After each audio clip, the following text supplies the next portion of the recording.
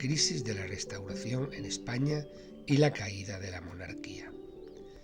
La Primera Guerra Mundial acentuó la crisis del sistema parlamentario de la Restauración en España. El dislocamiento económico, la escasez de alimentos, la miseria social, la precariedad y la inflación estimularon el despertar político y la militancia ideológica de las masas. Bajo estas condiciones, la modalidad clientelar y caciquil de la política española se descompuso. Tras la guerra, ya no fue posible restaurar el viejo orden.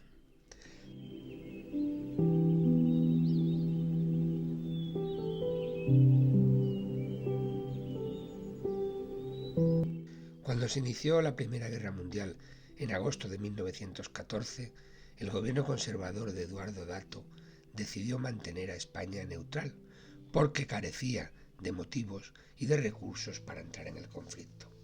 La neutralidad impulsó el proceso de modernización debido al aumento considerable de la producción industrial, a la que de repente se le abrían nuevos mercados.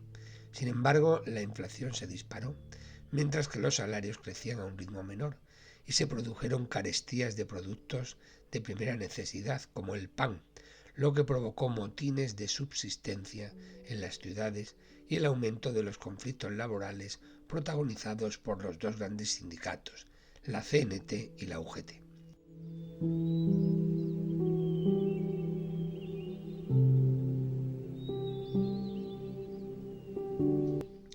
Crisis políticas del turnismo parlamentario. En abril de 1917, el gobierno liberal de Romanones, reconocido aliadófilo, cayó debido a su postura beligerante respecto del hundimiento de barcos mercantes españoles por submarinos alemanes. Alfonso XIII, por entonces claramente germanófilo, le retiró su apoyo, y con ello se hizo patente una arriesgada afición de este monarca, la de intervenir directamente en política.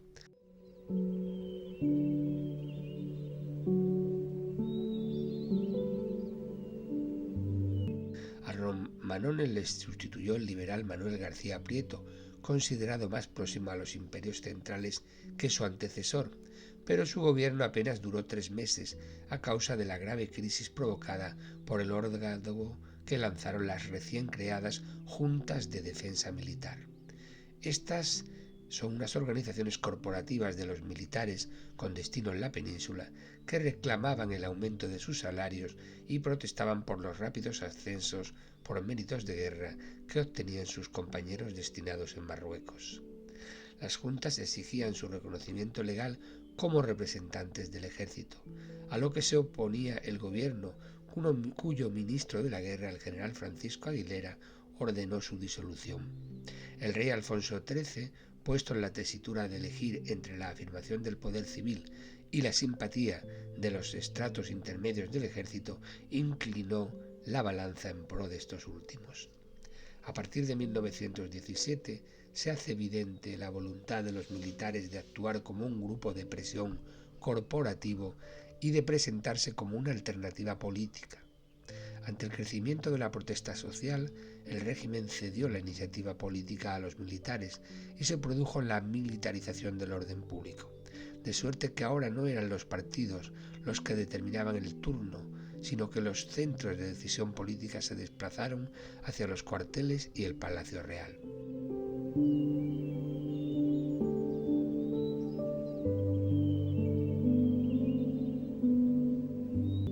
Una polvareda de partidos reemplaza en el gobierno a los dos grandes partidos legitimistas del turno, y desde entonces ningún presupuesto pudo ser aprobado en las Cortes, al no alcanzarse la mayoría necesaria. Las crisis gubernamentales, la mayor parte debidas al intervencionismo militar, se repiten en cortísimo espacio de tiempo. Junio de 1917 significa un punto de no retorno en ese desplazamiento del poder, pues desde ese momento hasta septiembre de 1923, cuando el golpe de Estado de Primo de Rivera puso fin a la monarquía constitucional, se produjeron en España 14 crisis totales de gobierno, se convocaron 4 elecciones generales y hasta 3 presidentes del Consejo de Ministros cayeron por directa presión militar.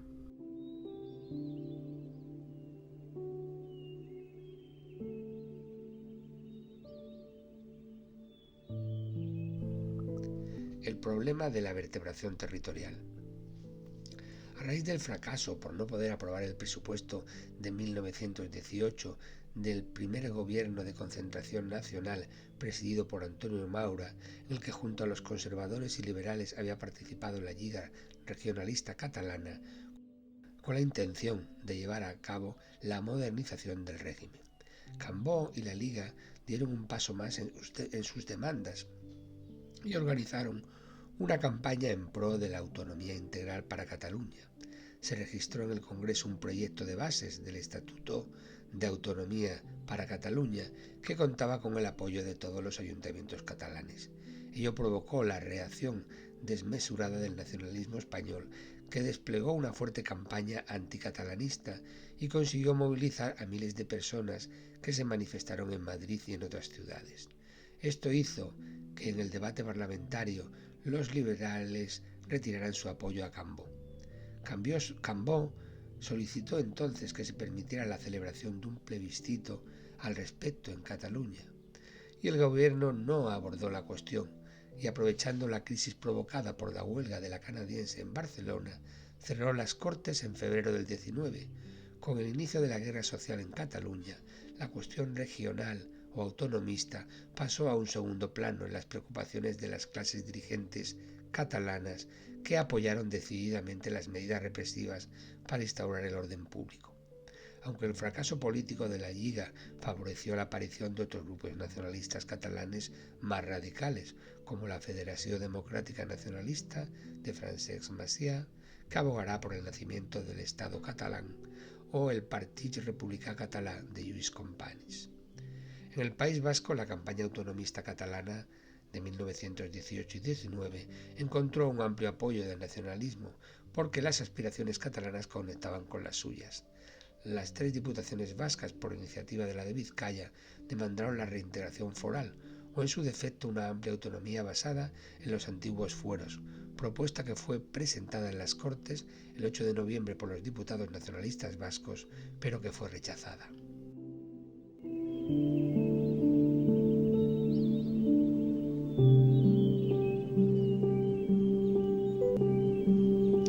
La conflictividad social y la guerra social en Barcelona. En los años de la Guerra Mundial, el movimiento obrero había experimentado un crecimiento considerable de los 2 sindicatos mayoritarios, la CNT y la UGT, que se convirtieron en organizaciones de masas.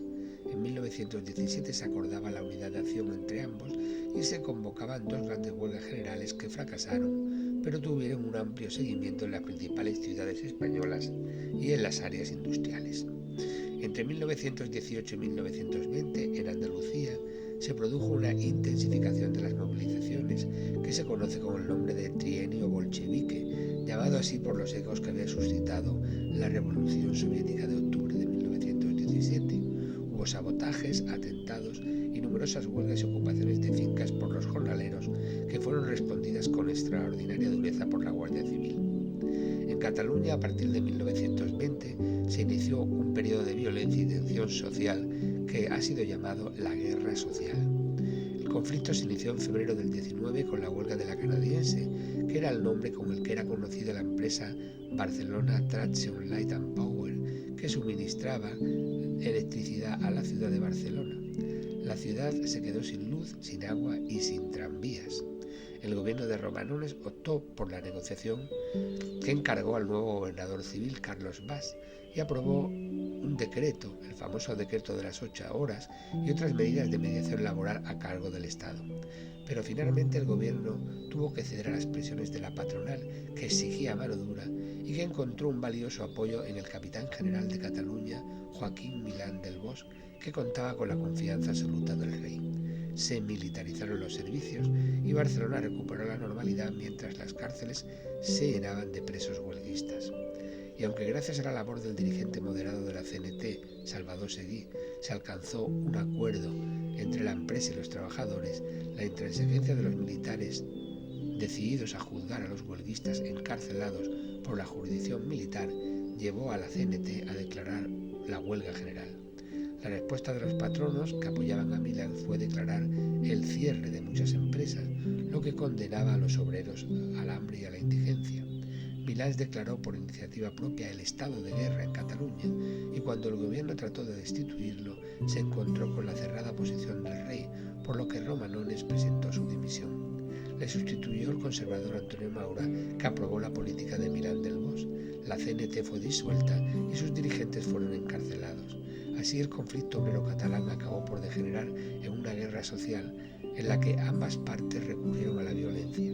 La violencia patronal y de la policía del gobierno de Maura fue respondida con atentados terroristas perpetrados por los grupos de acción anarquistas y Barcelona se convirtió en el escenario de una guerra entre pistoleros sindicalistas y patronales.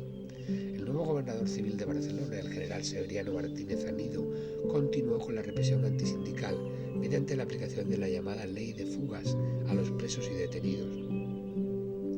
Una guerra sucia que efectivamente diezmó a los dirigentes de la CNT, pero que acabó estimulando el activismo y el recurso a la violencia individual. El establecimiento de los sindicatos libres o amarillos, integrados por obreros católicos, apolíticos o simplemente desengañados de la estrategia anarquista, entre los que los patronos preferían reclutar a sus trabajadores, abrió una competencia sindical que en numerosas ocasiones se saldó con tiroteos entre obreros de los sindicatos libres y de la CNT.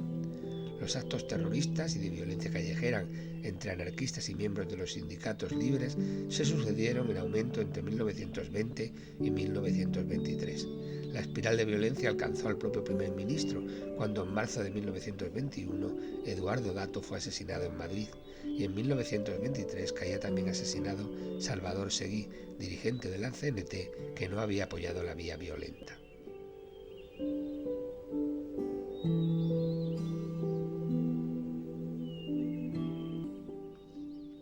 La Guerra de Marruecos.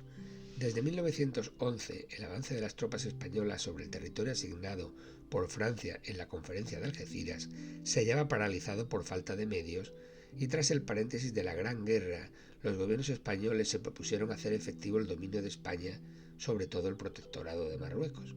Bajo la supervisión del general Berenguer, del avance en la zona oriental se encargó el gobernador militar de Melilla, el general Fernández Silvestre. En enero de 1921, Silvestre llegó hasta Anual, en las montañas del Rif, pero en julio el ejército español en Anual quedó cercado por las tropas marroquíes de Abdelkrim. Fernández Silvestre ordenó entonces una retirada suicida a lo largo de un largo frente de barrancos, con posiciones de refugios distantes y mal fortificadas. El ataque marroquí causó una carnicería estimada en 8.000 muertos y otros tantos prisioneros. Tras el desastre de Anual, la comandancia de Melilla quedó reducida a la plaza, y esta no cayó porque Abdelkrim no continuó la ofensiva, ocupado en el reparto de las armas y del botín. En España se reaccionó con rabia e indignación. El gobierno cayó y en agosto el rey encargó a Antonio Maura la formación de su quinto y último gabinete. Maura tuvo que ocuparse de asegurar la plaza de Melilla y del rescate de los prisioneros, cuyo pago suponía un dilema moral, pues incrementaba las fuerzas del enemigo. Y sobre todo tuvo que ocuparse del arduo problema de las responsabilidades, que fue encomendado a una comisión militar dirigida por el general Picasso y que es el asunto que finalmente le lleva a dimitir en marzo de 1922. El informe de la comisión Picasso presentó en las Cortes sobre el desastre de Anual resultó demoledor. Se denunciaba el fraude y la corrupción que había producido en la administración del protectorado, así como la falta de preparación y la improvisación de los mandos en la conducción de la operación militar, sin dejar a salvo a los gobiernos que no habían provisto al ejército de los medios materiales necesarios. El gobierno aceptó que el Congreso de los Diputados abordara la cuestión de las responsabilidades. Durante el debate, liberales y republicanos y socialistas exigieron que se dirimieran también las responsabilidades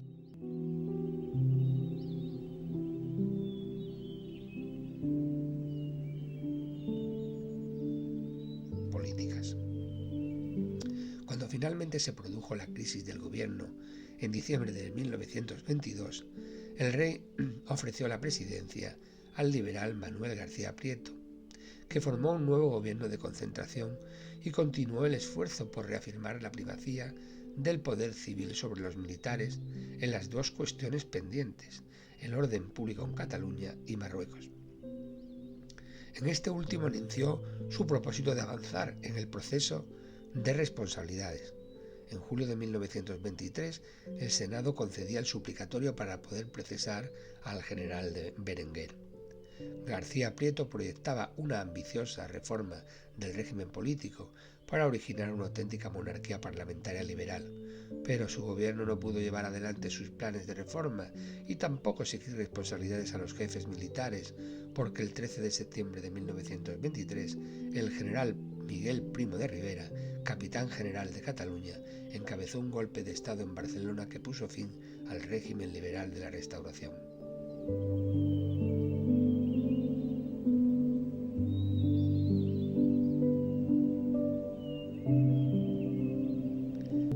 La dictadura de Primo de Rivera. Tras la publicación del manifiesto golpista, las horas pasaron sin que el gobierno se decidiera a actuar, mientras Alfonso XIII, mostrando una posibilidad complaciente, retrasaba su regreso a Madrid y finalmente, en contra de la prudente opinión de su madre, María Cristina de Habsburgo, encargó la formación del nuevo gobierno al general. Con ello contribuía directamente al derribo del edificio político de la Restauración y unía peligrosamente la suerte de la monarquía a la de la dictadura. La prensa y la burguesía catalana acogieron en principio con júbilo la implantación del directorio militar, del que se pretende mano dura frente a la insurrección social. Pero luego esta actitud se tornaría en hostilidad ante el trato que el dictador da a las reclamaciones de autonomía regional. El Partido Socialista y la UGT aceptaron el hecho consumado y posteriormente la facción de Largo Caballero colaboraría con el dictador en el Ministerio de Trabajo y en la creación de las comisiones mixtas entre patronos y sindicalistas para la resolución de los conflictos laborales. La primera medida que tomó el directorio fue la destitución de las autoridades provinciales y locales, gobernadores civiles, alcaldes, presidentes de las diputaciones, que fueron sustituidos por militares cuya primera misión fue el restablecimiento del orden público por el método expeditivo de declarar el estado de guerra, lo que suponía la suspensión de las garantías constitucionales. La declaración del estado de guerra condujo a que se restableciera el orden público y desapareciera por completo el pistolerismo y se redujera el número de huelgas. Durante la dictadura se suspenden todos los órganos de gobierno e instituciones de la Restauración. La Constitución, los partidos políticos y cualquier cámara de representación, incluso las diputaciones y ayuntamientos, son disueltos y se crean otros financiados y bajo el control del directorio. A partir de 1925 se establece un régimen de partido único, la Unión Patriótica, que agrupa a los elementos de la derecha antiliberal y a simples oportunistas, y parece inspirado directamente en la Italia de Mussolini. Respecto a la guerra de Marruecos, tras una primera fase en la que los desastrosos repliegues se han estimado que costaron tantas bajas como el desastre de Anual, aunque los acontecimientos y el número de bajas fueron oportunamente silenciados por la censura de prensa, Primo de Rivera llegó a plantearse el abandono del protectorado. Y es la tozuda propaganda de la resistencia y la revancha propugnada por los generales de la Legión Millán Astray y Franco la que se lo impide. A partir de 1925, gracias a la colaboración con Francia, que también se vio atacada por los rifeños, se establece una operación conjunta y con el desembarco de tropas en Alhucemas se establece una cabeza de puente y un flujo combinado de tropas francesas y españolas que terminará finalmente con la derrota de Adelcrin y la pacificación de Marruecos. Desde el punto de vista de la organización territorial, la dictadura se decantó desde el primer momento por apoyar un nacionalismo español autoritario y beligerante. Nada más nombrado el directorio militar, promulgaba el decreto de 18 de septiembre de 1923 contra el separatismo, que castigaba con severas penas los delitos contra la seguridad y la unidad de la patria, juzgados por tribunales militares. Los símbolos y las entidades afines a los otros nacionalismos fueron perseguidos. La censura redujo a la mínima expresión no solo la prensa democrática y obrera, sino también las publicaciones en otras lenguas. Las actividades políticas fueron severamente limitadas y en general nacionalismos y regionalismos entraron en un forzado eclipse que duraría hasta 1929. Acció Catalana llevó el caso catalán a la Sociedad de Naciones y Francesc Macià se convirtió en el símbolo de la resistencia de Cataluña a la dictadura. El crecimiento económico durante la dictadura fue similar al experimentado en el resto de Europa y coincidió con la favorable coyuntura internacional acontecida tras la Primera Guerra Mundial. Y y hacia 1930 la diferencia del PIB per cápita español con respecto a los países más avanzados continuaba siendo notoria. Sin embargo, la dictadura centró su propaganda en los logros económicos. Su política económica se basó en una mayor intervención del Estado a través de organismos como el Consejo de Economía Nacional, integrado por técnicos de la Administración y representantes de los distintos sectores productivos, que fue el encargado de la fijación de los aranceles, la negociación de los convenios comerciales y en general de la defensa de la producción nacional.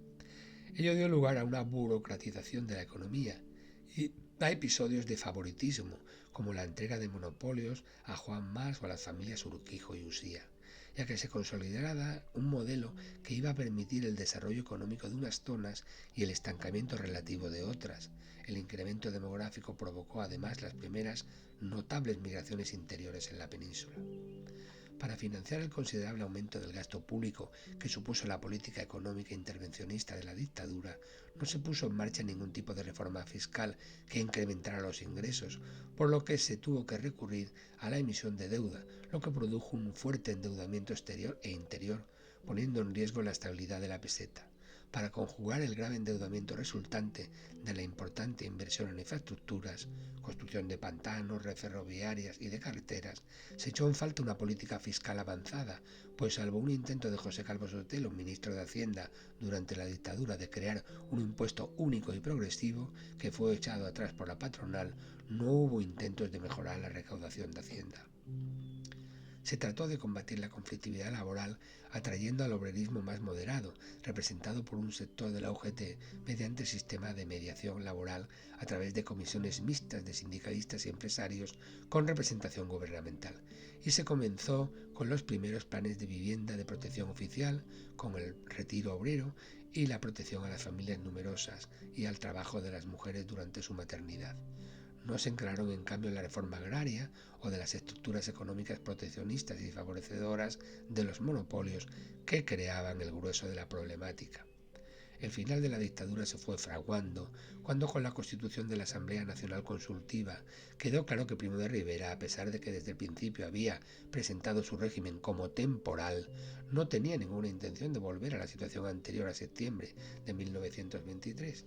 Los sectores sociales y políticos que inicialmente habían prestado su apoyo a la dictadura fueron retirándose. La burguesía catalana, los empresarios, los sectores intelectuales y universitarios que abandonaron su benévola expectativa, desengañados de su falso regeneracionismo y el papel creciente de la oposición liberal y republicana de izquierdas, a la que se sumó un sector del ejército que organizó varias conspiraciones contra el régimen.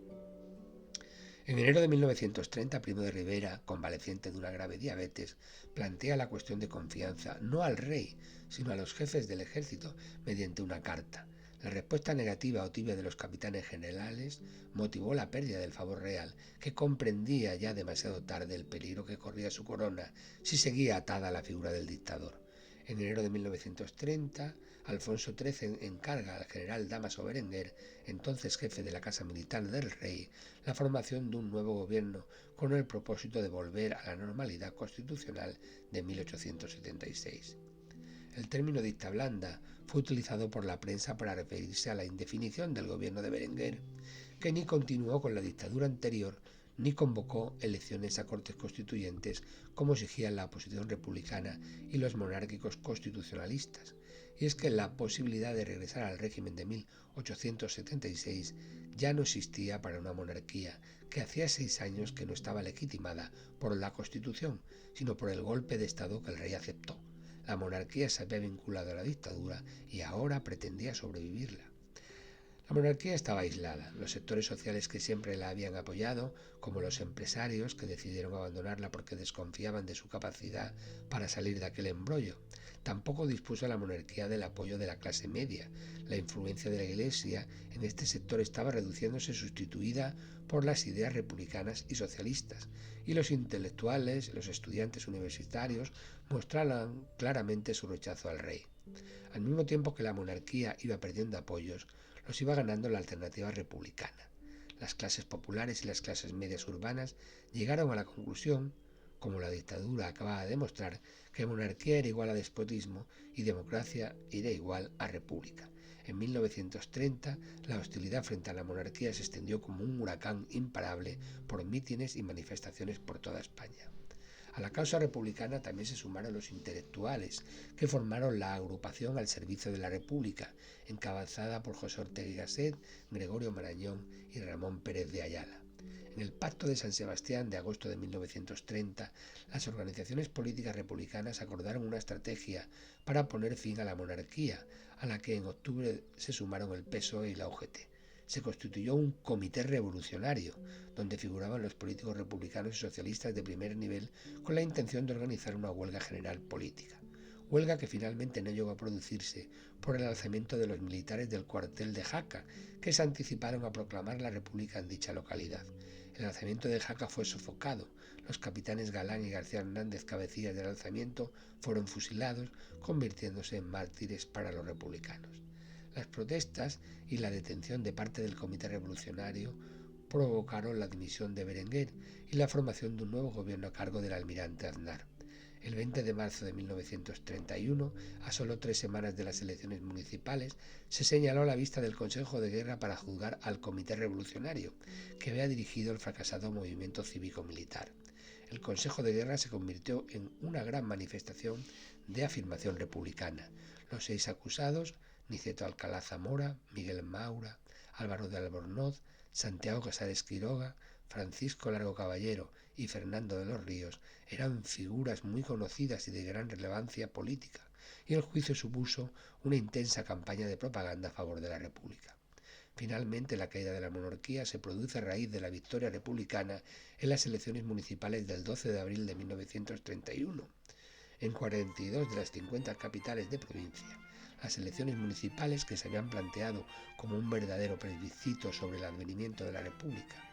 El 14 de abril, ante el empujo de las manifestaciones callejeras en las principales ciudades españolas, el general Sanjurjo, director de la Guardia Civil, manifiesta su lealtad al Comité Revolucionario. La Guardia Civil es una fuerza decisiva. En el mismo momento que se proclamaba la República en los ayuntamientos de Madrid y Barcelona, se celebra el último Consejo de Ministros con el rey. Aunque todavía se le ofrecen apoyos, Alfonso XIII prefiere evitar la violencia y abandona el país embarcándose en Cartagena. Al día siguiente, la familia real sale por ferrocarril.